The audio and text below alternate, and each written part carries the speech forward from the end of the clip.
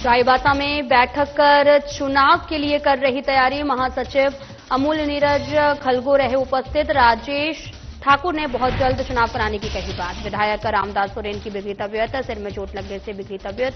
कांग्रेस विधायक प्रदीप यादव ने जताई चिंता। सामने आई स्वास्थ्य विभाग की बड़ी लापरवाही। जेल में बंद डॉक्टर का किया तबादला। स्वास्थ्य विभाग की कार्यप्रणाली पर उठे सवाल। पचरातू में नई रेलवे लाइन पर ग्रामीणों ने किया पुरजोर विरोध। ग्रामीणों ने जमीन अधिग्रहण का किया विरोध। कहा गांव को नहीं बनने देंगे टापू। गंगा घाट में अचानक पलटी नाव। 28 लोगों ने तैरकर बचाई जान। हादसे में एक की हुई मौत, 2 लोगों की स्थिति नाजुक।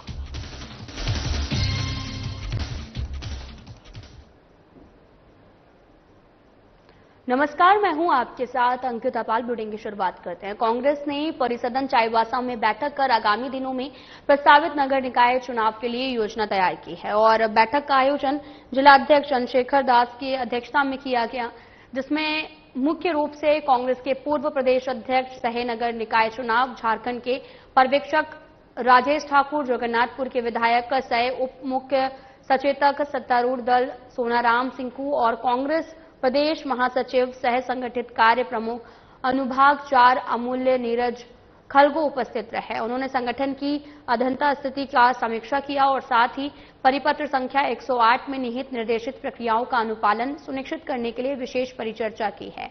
चाईबासा और चक्रधरपुर नगर निकाय क्षेत्र के पार्टी पदाधिकारियों, कांग्रेस जनों को वार्ड कांग्रेस कमेटी गठन की निर्देशित प्रक्रिया के क्रियान्वयन के संबंध में प्रेरित किया।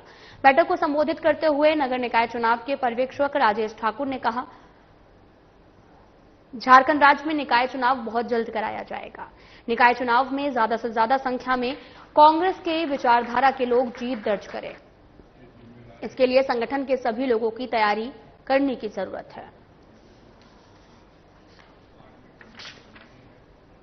झारखंड में नगर निकाय चुनाव कराने के लिए सरकार प्रतिबद्ध है और सारी तैयारी पूरी की जा रही है। उस निमित्त जो ट्रिपल टेस्ट के लिए पिछड़ा आयोग का गठन करना था वो भी कर लिया गया है और ट्रिपल टेस्ट की कार्यवाही लगभग अब पूरी होने वाली है।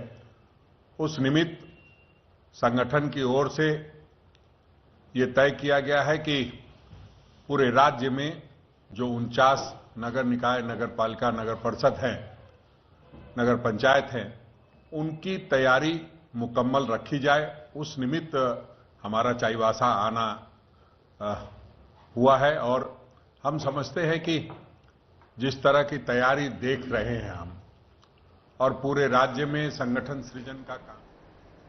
झारखंड के शिक्षा मंत्री रामदास सोरेन बाथरूम में फिसलकर गिरने से गंभीर रूप से घायल हो गए हैं और उन्हें इलाज के लिए जमशेदपुर के टाटा मोटर्स अस्पताल में भर्ती कराया गया है। बेहतर इलाज के लिए दिल्ली भेजा गया है और बताया जा रहा है कि उनके सिर और हाथ में गंभीर चोटें आई हैं। वहीं झारखंड के स्वास्थ्य मंत्री इरफान अंसारी ने इसे लेकर एक्स पर और फेसबुक में पोस्ट किया और मंत्री रामदास सोरेन के जल्द स्वस्थ होने की कामना की है। इरफान अंसारी ने बताया कि बाथरूम में गिरने से शिक्षा मंत्री रामदास सोरेन के ब्रेन में चोट और ब्लड क्लॉट हुआ है। उन्हें एयरलिफ्ट कर दिल्ली अपोलो हॉस्पिटल भेजा जा रहा है। मैं लगातार संपर्क में हूं, उनकी स्थिति की निगरानी कर रहा हूं।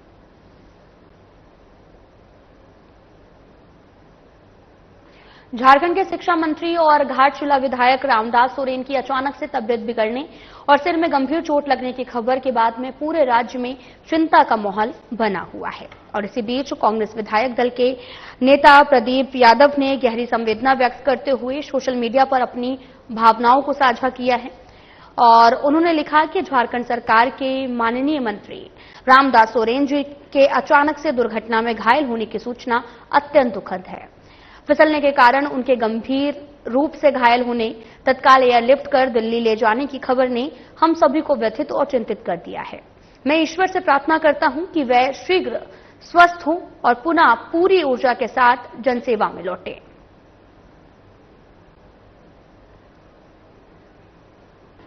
झारखंड महिला मोर्चा के बोकारो महानगर अध्यक्ष फिरदौस नूरी की अध्यक्षता में बोकारो परिसदन में एक बैठक का आयोजन किया गया है और इस बैठक में सैकड़ों की संख्या में महिलाओं ने झामुमो जिलाध्यक्ष रतनलाल मांझी ने कहा कि झामुमो के जन कल्याणकारी नीतियों के प्रति जनता का विश्वास बढ़ा है। वहीं झामुमो बोकारो महानगर अध्यक्ष मंटू यादव ने नए सदस्यों को पार्टी के सिद्धांतों और राज्य सरकार द्वारा चलाई जा रही जन कल्याणकारी योजनाओं से अवगत कराया है।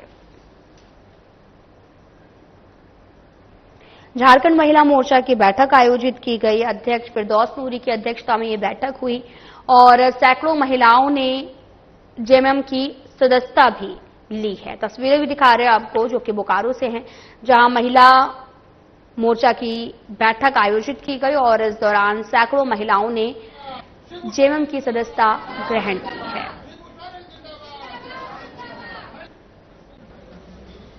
काफी संख्या में महिला नेत्री जो है विभिन्न पार्टियों को छोड़कर झारखंड मुक्ति मोर्चा में शामिल हुई है और चूंकि पूरे प्रदेश में जिस तरह का देख रहे हैं कि अभी हमारे परम आदरणीय गुरु जी जो पार्टी के संस्थापक हैं और पार्टी के संरक्षक हैं और हमारे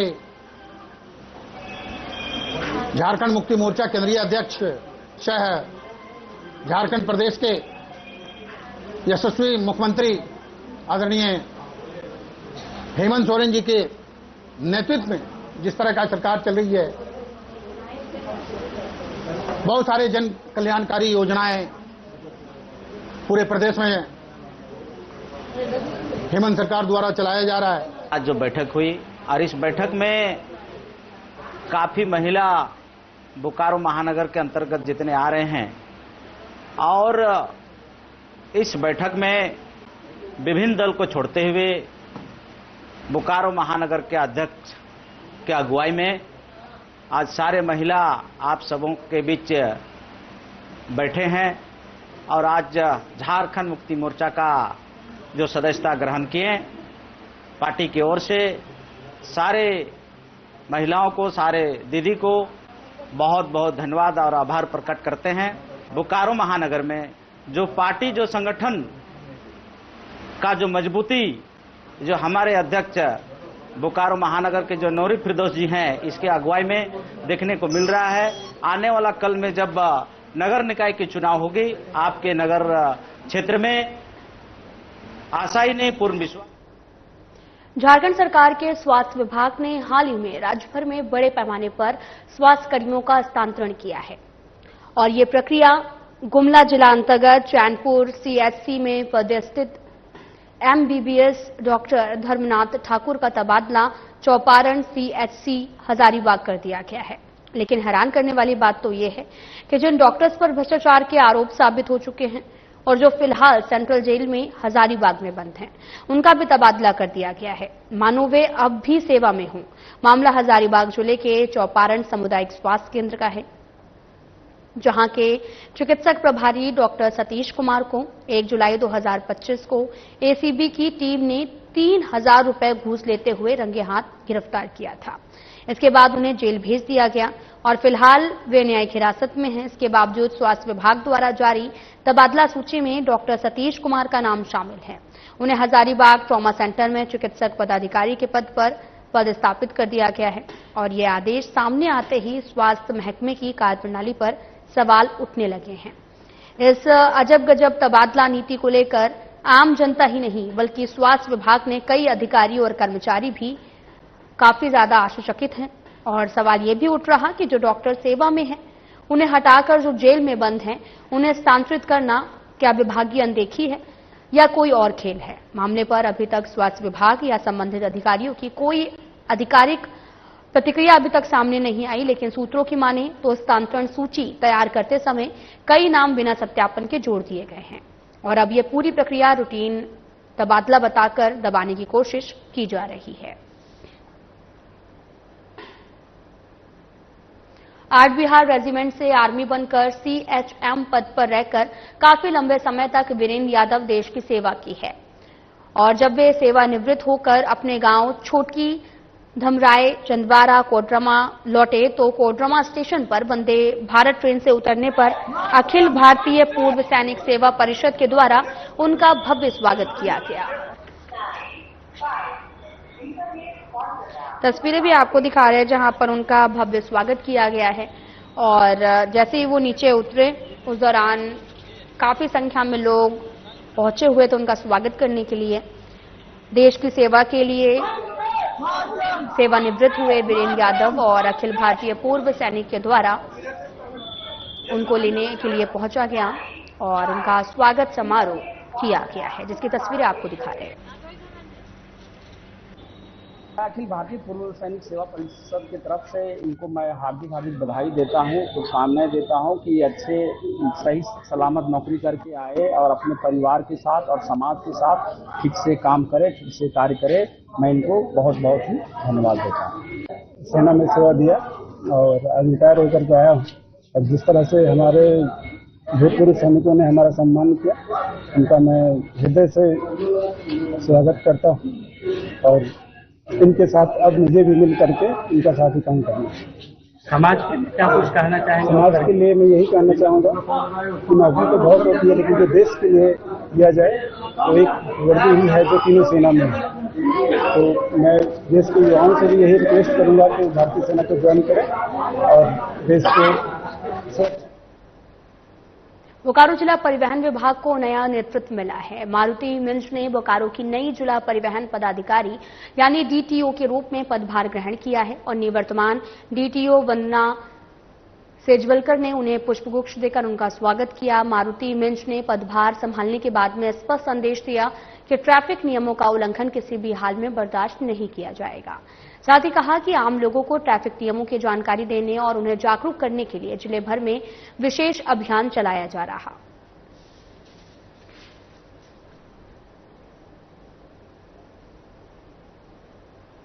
किया है वो आगे काम करते हुए पता चलेगा, फिर आगे उस पर क्या कार्रवाई की जाएगी वो बताऊंगी। बोकारो जिला में मेरी पहली प्राथमिकता होगी जितने भी यातायात नियमों का अक्षर सा पालन करवाना, साथ ही साथ यातायात नियमों को लोगों को अवगत कराना और जो भी सरकार के जो दिशा निर्देश है उसको अक्षर सा पालन करना। ट्रांसपोर्ट को और अच्छा आगे बढ़ाने की, जो रेवेन्यू कलेक्शंस हैं उनको आगे बढ़ाने की, यातायात के नियमों को सुधार करने के लिए, हेलमेट नो पेट्रोल के स्लोगन को आगे बढ़ाने के लिए जो कार्य किया है, आने वाली जो डीटीओ हैं इसको और आगे बढ़ाएंगे।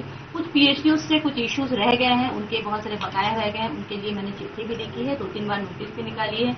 हमारे जो नई डीटीओ मैडम है उसको आगे बढ़ाएंगी और सरकार के कर संग्रहण को आगे बढ़ाते हुए 100%। पतरातू प्रखंड के बालू पंचायत के टेरपा, टोकीसूद, गिरीगढ़ा एवं संकुल में रेलवे लाइन बिछाने की रेलवे विभाग की जो योजना है उसका हजारों की संख्या में महिला पुरुषों ने विरोध भी किया है। शनिवार को अंचल कार्यालय के द्वारा ग्रामीणों के साथ एक आम सभा कर रेल लाइन बिछाने की योजना को आगे बढ़ाने के लिए एक आम सभा अंचलाधिकारी के द्वारा आहूत की गई थी, लेकिन ग्रामीणों में इस बात को लेकर खासा आक्रोश था और सबने इस आम सभा का बहिष्कार किया। मौके पर पालू पंचायत के पूर्व मुखिया गंगाधर महतो, ब्रजेश कुमार सिंह, हजारों की संख्या में महिला पुरुष उपस्थित रहे और सबने एक स्वर में कहा कि यदि ये रेल लाइन बिछ जाती है तो हमारा गांव टापू हो जाएगा और हमें इस रेलवे लाइन से कोई आपत्ति नहीं है। बस हमारी मांग है कि गांव के किनारे किनारे रेलवे लाइन जो बिछाई जा रही है उसको हटाकर पूर्व में जो रेल लाइन है वहीं से बिछाई जाए। रेलवे लाइन का ग्रामीणों ने काफी ज्यादा विरोध किया है। ग्रामीणों ने जमीन अधिग्रहण का विरोध किया है और कहा कि गांव को टापू नहीं बनने देंगे। पतरातू प्रखंड के पालू पंचायत के टेरपा, टोकीसूद, गिरीगढ़ा और साकुल में रेलवे लाइन बिछाने को लेकर रेलवे विभाग की ये योजना, उसका हजारों की संख्या में महिला पुरुषों ने विरोध किया है।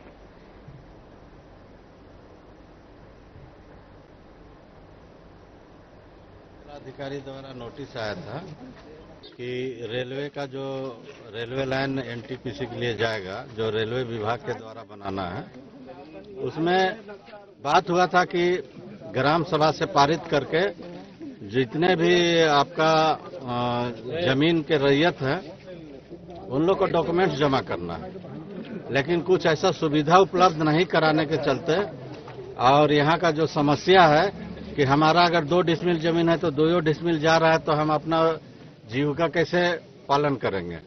और हम लोग है तो डीआरएम को आपका दिल्ली रेलवे मंत्रालय में भी चिट्ठी लिखे, लेकिन किसी प्रकार का रिस्पांस नहीं आया, जिसके चलते आज हम लोग ये जो आम सभा ग्राम सभा जो तय किया गया है अंचलाधिकारी और आपका भूअर्जन पदाधिकारी द्वारा, उसका हम लोग सब ग्रामीण विरोध कर रहे हैं। पतरातू अंचल के द्वारा हम ग्रामीणों सहित सभी जनप्रतिनिधि को एक नोटिस आया था कि आज आपके पंचायत भवन में हमारे ब्लॉक के पदाधिकारी जाएंगे और जमीन संबंधी कागजात अपना आप उपस्थित कीजिएगा। तो हम लोग जब यहाँ पे आए जानकारी लिए तो पता चला कि हमारे जो पिछले 2 सालों से हम लोगों ने जिस योजना का विरोध कर रहे हैं हम लोग कि हमारे ग्राम किरीगढ़ा, टोकीसू, टेरपा और सांकुल में जो रेलवे लाइन बिछनी है, इसमें ग्राम किरीगढ़ा पूरी तरह से चारों तरफ से रेलवे लाइन से गिर जा रहा है। इसका विरोध हम लोग पिछले 2 साल से लगातार कर रहे हैं। इसके लिए हम लोगों ने लगभग सभी विभागीय जगह, चाहे वो अंचल हो, डीसी ऑफिस हो, डीआरएम ऑफिस हो, रेलवे का जो भी मतलब संबंधित विभाग है, सभी जगह हम लोगों ने इसके लेकर के रेल मंत्रालय तक आवेदन को दिया है कि यह योजना आपका बिल्कुल गलत है। यह नई रेलवे लाइन बिछने से हमारा ग्राम पंचायत पालू और इस पंचायत के अंदर जो हमारे गांव है टेरपा, किरीगढ़ा, टोकीसू पूरी तरह से बर्बाद होके बिखर जाएगा, उजड़ जाएगा। हम लोगों ने इसका विरोध किया है। अगर आपको रेलवे लाइन नहीं बिछानी ही है तो अब जो बरसों से हम लोगों ने हमारे पूर्वजों जो जमीन दिया था, एकड़ में वो जमीन खाली, एकड़ों में खाली है, तो आप उसी रेलवे लाइन के किनारे किनारे ले जाइए, कोई आपत्ति नहीं। साहिबगंज जिले के गदाई दियाराहा पंचायत पर स्थित नाथू टोला गांव के समीप गंगा नदी में फिर से एक बार बड़ा हादसा हुआ है। आपको बताते चलें कि बरहवार में इलाके में करीब 32 आदिवासी समुदाय के लोग चूहा मारने के लिए एक साथ नाव पर सवार होकर गदाई दियाराहा गया था।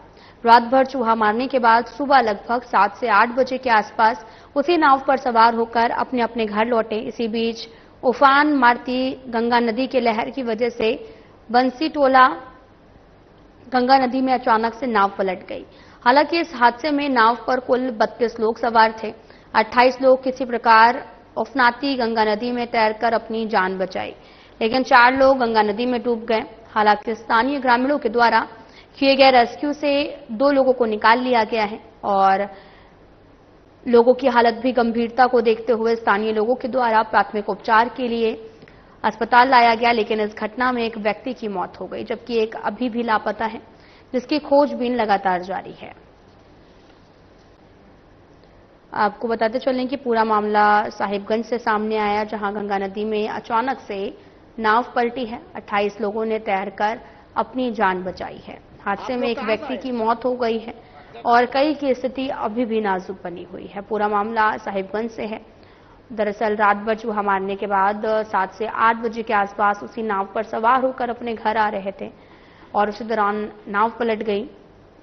हालांकि इस हादसे में नाव पर कुल 32 लोग सवार थे।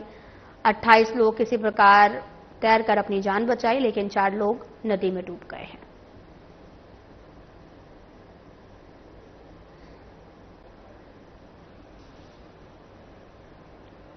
आजादी के भले 78 साल से भी ज्यादा हो गए हों, लेकिन गोड्डा जिले के झपनी बांध गांव की जिंदगी अब भी गुलामी की जंजीरों में जकड़ी हुई है।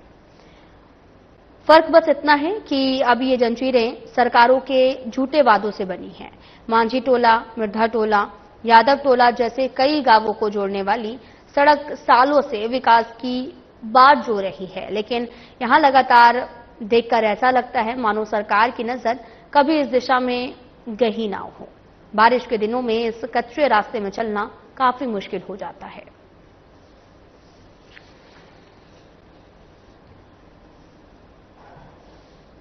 तस्वीरें आपको दिखा रहे हैं जो कि गोड्डा से हैं, जहां पर सड़क की मांग को लेकर ग्रामीणों में काफी ज्यादा नाराजगी देखने को मिल रही है। तस्वीरें भी आपको दिखा रहे हैं जहां पर लोगों को तमाम तरह की परेशानियां इस सड़क से गुजरने में होती हैं। दरअसल यहां पर सड़क का कोई नामो निशान नहीं है और सड़क की मांग काफी समय से ग्रामीण कर रहे हैं, लेकिन अभी तक यहां पर सड़क नहीं पहुंची है, जिस दौरान तमाम तरह की परेशानियां आमजनों को देखने को मिलती हैं।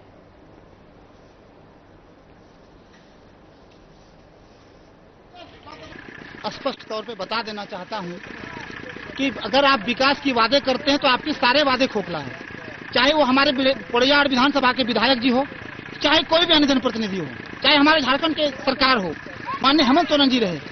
आप ये बताइए कि यदि ये नौबत अगर आई धान रोपने का, ग्रामीणों के साथ ग्रामीण खड़ा है, ग्रामीण मिलकर रोप रहा है, तो इसमें आपकी विकास कहाँ दिख रही है? आप कहाँ विकास का दावा कर रहे हैं? आपके विकास कहाँ है? तो मैं इस धान रोपने, ये तो सिर्फ एक छोटा सा प्रारूप है कि आपको आईना दिखाया जा रहा है कि पोड़ैयाहाट विधानसभा में विकास को आप देखिए। धनबाद के बैंक मोड़ इलाके के शांति भवन में साकेत भवानिया के कार्यालय में जीएसटी की टीम ने दबिश दी है और शांति भवन के 5th फ्लोर पर संताई इन्वेस्टमेंट के कार्यालय में टीम ने दबिश दी। जानकारी के अनुसार कंपनी के मालिक साकेत ने बड़े कारोबारी हैं जो कि भुवनिया जिले के कई ज्वेलर्स को सोने की सप्लाई करते हैं। आरोप है कि कंपनी ने सोने के कारोबार में हेरफेर करते हुए करोड़ों के जीएसटी का घोटाला किया है। फिलहाल जांच टीम ने कंपनी के कार्यालय से दस्तावेजों को जब्त किया है और जिसकी जांच जारी है।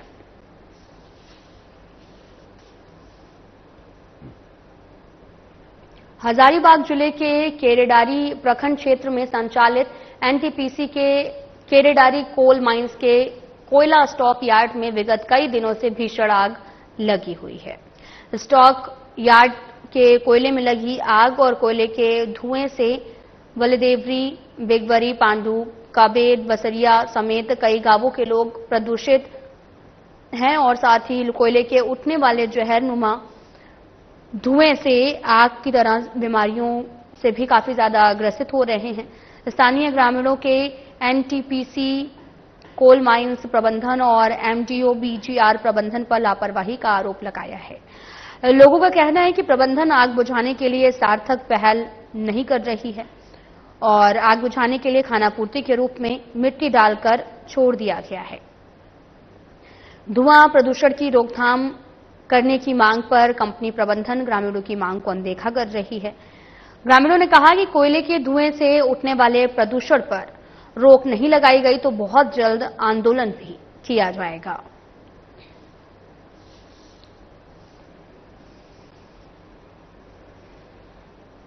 तस्वीरें आपको दिखा रहे हैं जो कि हजारीबाग से हैं, जहां कोयला स्टॉक यार्ड में भीषण आग लग गई है और कोयले के धुएं से सांस लेने में भी काफी ज्यादा लोगों को परेशानियों का सामना करना पड़ रहा है और साथ ही कई बार शिकायत की गई लेकिन खानापूर्ति की जा रही है प्रशासन के द्वारा और कंपनियां प्रबंधन ग्रामीणों की मांग को भी अनदेखा करती नजर आ रही हैं।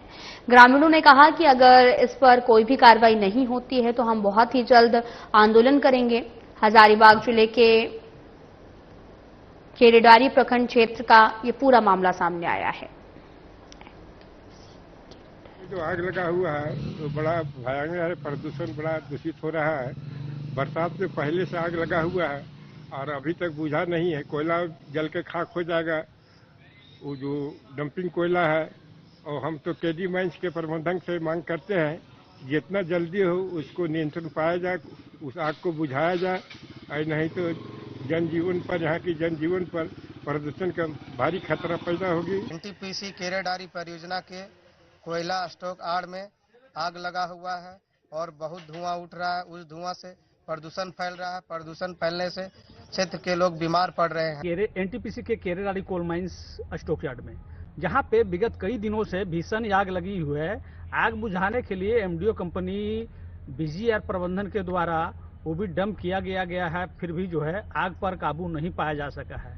लोगों का कहना है कि यह आग, कोयले में लगी आग से क्या धुआं से आसपास का क्षेत्र जो है प्रदूषित हो रहा है, लोग प्रदूषण का शिकार हो रहे हैं। बीजीआर प्रबंधन और एनटीपीसी जो है आग बुझाने के लिए पर्याप्त व्यवस्था की।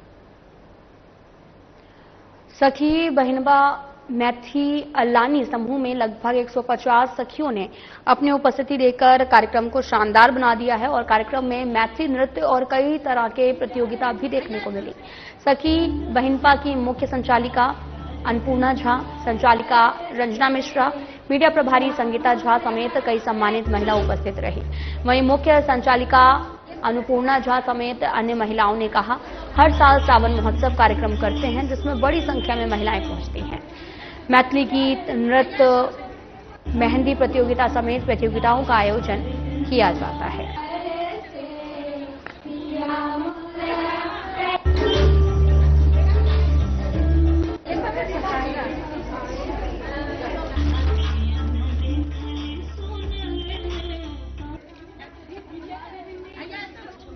परंपरा 10 वर्ष की हो गई और हमारी संचालिका ये बहुत अच्छा से हम सबको समूह पूरा चला रही है। हमारे संस्थापिका आरती जी, उनका बहुत धन्यवाद है जो ये समूह कर उन्होंने ओपनिंग किया है और इसी पहचान समेत चलते इकट्ठा होकर सब कार्यक्रम कभी होली में आज से सावन में उत्सव में हमारा, इसके अलावा भी जानकी नवमी हम लोग मना लेते हैं। भाषा के लिए, अपनी मातृभाषा को बचाने के लिए, मैथिली के लिए ये कार्यक्रम, ये माध्यम है श्रावण महोत्सव का मधुमास। इसके रूप में इस मास में बहुत सारा पर्व त्योहार होता है और इसकी मतलब एक सोच जो सखी बहिनपा के रूप में उभरा और जितनी भी सखियां हैं मेरी वो आप देख रहे हैं। फिलहाल बुलेटिन में इतना ही। नमस्कार।